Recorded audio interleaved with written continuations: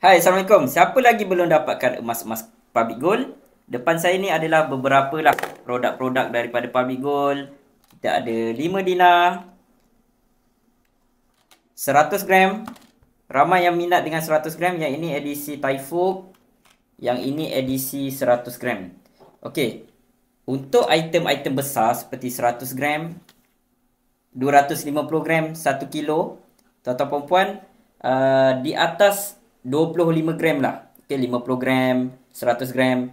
Item-item ni, tuan-tuan dan puan, kena ambil di branch Public Gold terdekat. Manakala item-item kecil seperti 1 dinar, 4.25 gram ataupun 10 gram, yang ini tuan-tuan dan puan perlu menggunakan kaedah POS JIT di mana JIT ni jangan risau, kalau hilang ke rosak ke Public Gold akan bertanggungjawab penuh kepada produk ataupun barang yang kita post.